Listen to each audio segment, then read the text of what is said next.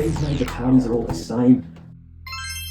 The Australian Democrats, yeah, I know you guys, do go on. So overnight, the states and territories couldn't charge those taxes anymore, which meant they lost about 16% of their revenue instantly. Now, 16% may not sound like a lot, so let me convert that into dollar-a-doos just for you.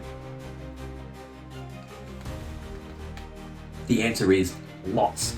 As in they lost hundreds of millions, if not billions of dollars overnight. That would have paid for hospitals, schools, local governments, roads, infrastructure, all the stuff we expect state governments to provide that makes Australia a great place to live. And it fell to John Howard as Prime Minister to fix it. The 1998 election was fought on tax. Actually, the GST had been floated a number of times since the 70s. Most notably, Keating and Hewson had both had policies on this at one time or another. We went to that election with a promise that we would work with whichever party formed government to improve their tax package. Because, thanks to the High Court, the federal government was the government that had the power to raise most of the revenue the country needs. But it was the state governments that do most of the spending. Howard began by introducing a federal excise on petrol, tobacco and alcohol to make up for the lost revenue.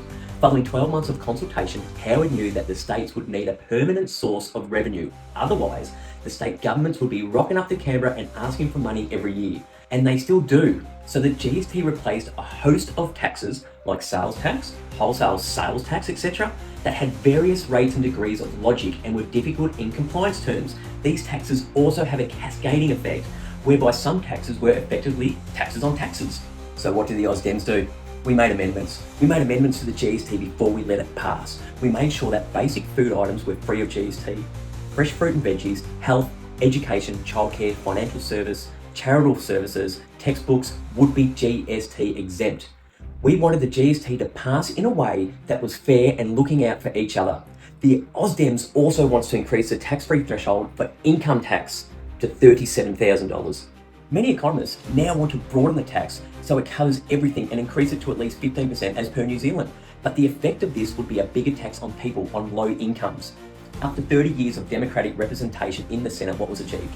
Much, including the reform of Senate processes. But most importantly, from the public perspective, up to 20% of them took our advice to vote strategically. An important argument for the GST was that it would be transferred in total to the states as an ongoing, stable and increasing revenue source, avoiding the annual political bargaining process whereby the states had to beg from the federal government each year. The GST provides about a third of all state government revenue. You see, Australia has a problem whereby the states provide many more services, particularly health and education, than they can fund through their own limited tax avenues. And the Commonwealth, because it taxes income, raises the majority of that revenue.